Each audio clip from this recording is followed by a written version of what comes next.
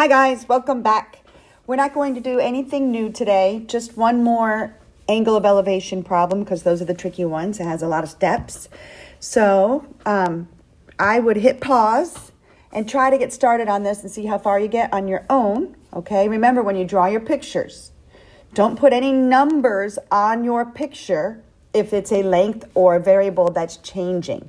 Use variables for anything that's changing as time goes on, but you can put a number on the picture if it's a constant, non-changing thing. Okay, so draw your picture right now and see if you can at least get started on this on your own. Okay, so an observer stands 700 feet away from the launch pad, and he's not walking.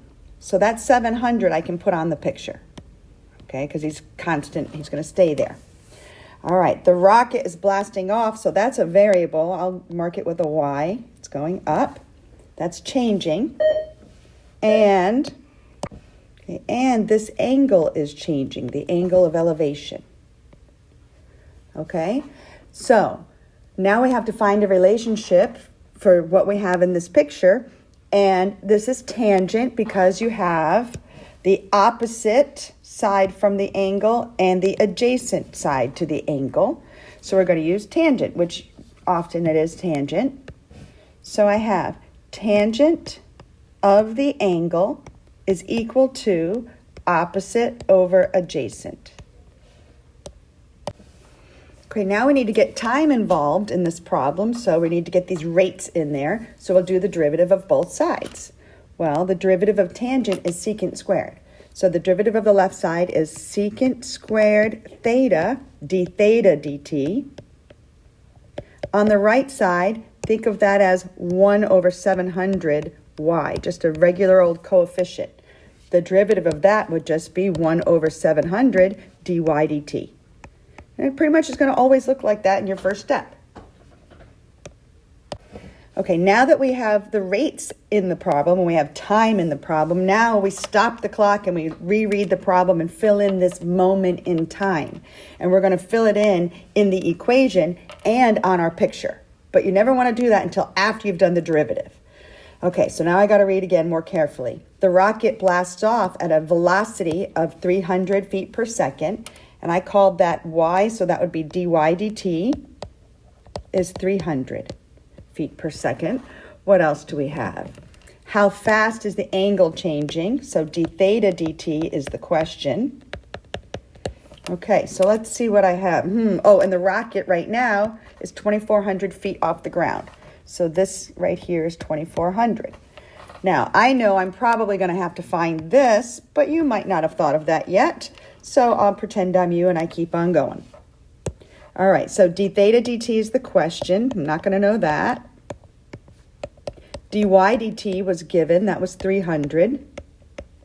And now I need to figure out what is this secant squared theta. So it's secant theta. Take that answer and square it. Well, secant is the reciprocal of cosine.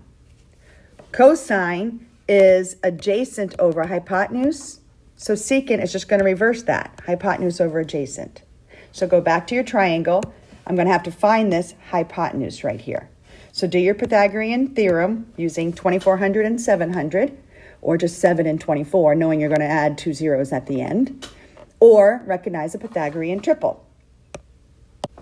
So either you do the Pythagorean theorem, which is probably what you guys would do because you don't probably remember the Pythagorean triples.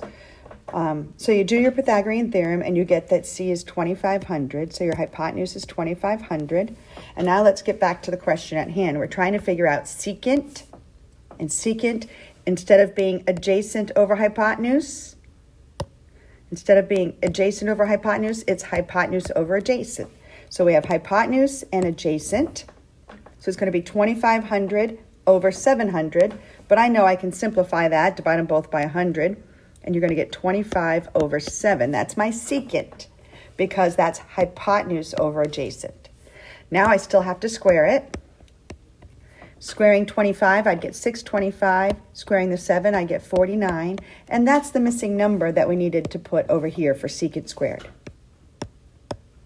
Okay, so other than this problem is now pretty much typical, same as all the others. You just have to know that Secant is the reciprocal of cosine, so it's adjacent over hypotenuse flipped. All right, now solve for d theta dt. On the right side, 300 over 700 would be 3/7. Multiplying by the reciprocal, I'm going to multiply by 49 and divide by 625. The 7 and the 49 cancel. So 7 times 3, we get 21 over 625 radians per second. And that's it. Okay, so that's the hardest type of problem, I think, on your test. You got this one, and then you have the cone where you have to use the proportion.